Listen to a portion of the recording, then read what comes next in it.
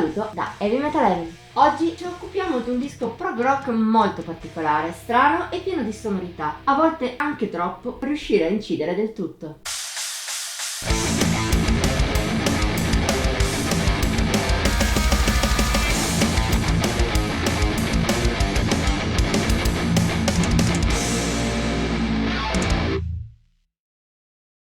Un album da ascoltare con concentrazione e molte volte. È questo che mi viene da dire dopo aver analizzato con la giusta attenzione Dark Green dei Tumbleweed Dealer, quarto album di questo gruppo fondato a Montréal da Sébastien Chou. Si tratta di un lavoro un po' lontano dai miei gusti musicali più tipici. Nonostante ciò sono riuscita ad apprezzarlo, anche se come detto mi ci sono voluti parecchi ascolti per entrare al suo interno.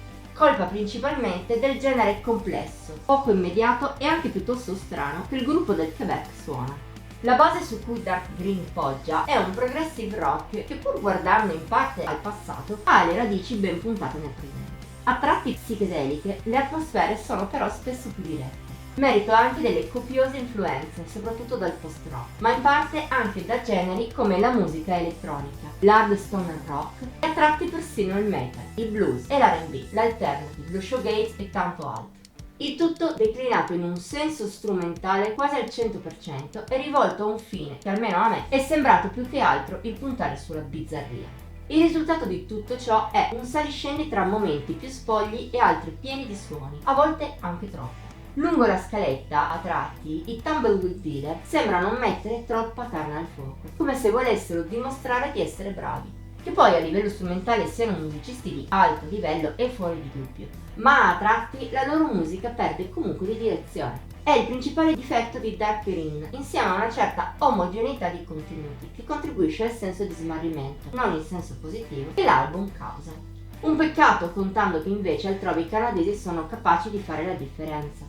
Accade per esempio con Drag Across the Wetlands, che ha un bel dinamismo, una linearità maggiore e influssi alternative e blues che la rendono molto apprezzabile. La title track è invece più strutturata, ma rimane bene in mente grazie ai tanti passaggi interessanti e a un certo senso di ombrosità, di preoccupazione, sottolineato dal basso di Pinchot.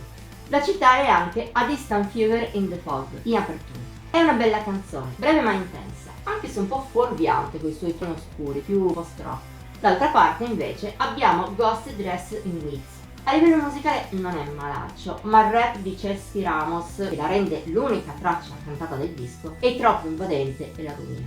Tutto il resto di Dark Green è piacevole a modo suo, ma è un piacere più che altro intellettuale. A livello espressivo di emozioni invece personalmente il disco incide meno.